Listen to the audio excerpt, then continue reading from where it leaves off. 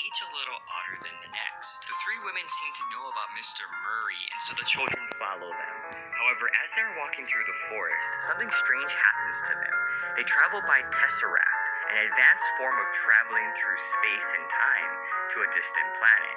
At first, Meg is overwhelmed by the experience, but she grows to like the new planet as it's very beautiful. The children are told that Mr. Murray has been fighting the Black Thing, a large shadow-like being, and that they too must join the fight. The children agree and are taken to Camazotz, the home of It, a dark and mysterious entity that craves control and power. After arriving in Camazotz, the children encounter a community that is centered around routine and schedule. Events happen at a certain time, and there is general sameness amongst the people. The children eventually meet It, which turns out to be a grotesque brain. It mind controls Charles Wallace, using him as its voice.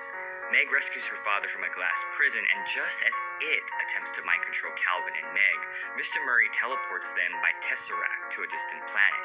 On this planet, the group encounters a tentacle creature named Aunt Beast. There, Meg gains the courage to face It alone. Meg returns to Camazotz to get Charles Wallace back. She tries to fight It with anger, but discovers that love is its greatest weakness. And in the end, after defeating It, all of them return home where Meg's father is reunited with his family. First, this story enters an interesting genre within children's literature. Technically, it's primarily science fiction, dealing with time and space travel and beings from different planets. And yet, at the same time, it's about children dealing with issues that are relatable to a younger audience. One of these issues is maturity and the ability to identify the weaknesses within oneself. Each of the children is told their weakness, yet their weaknesses still manage to create problems. In fact, the reason Charles Wallace becomes mind controlled by It is because of his weakness, pride.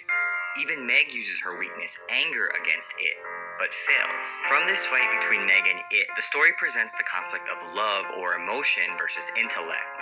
It is literally a giant brain that shuns emotion and calculates and schedules the behavior of the Camazotz people to create a totalitarian society. Everyone is the same, and therefore there are no worries because all of the decisions are already made for the people. Yet Meg recognizes the emptiness of the situation. So while everything is taken care of from the perspective of the society as a whole, the people as individuals are not given the opportunity to celebrate the differences amongst themselves. And it's here that the message of the story is conveyed. All of the characters, whether from Earth or beyond, are unique and interesting.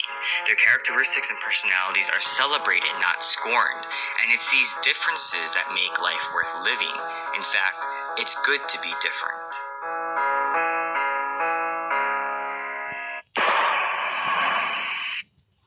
This is a story about a girl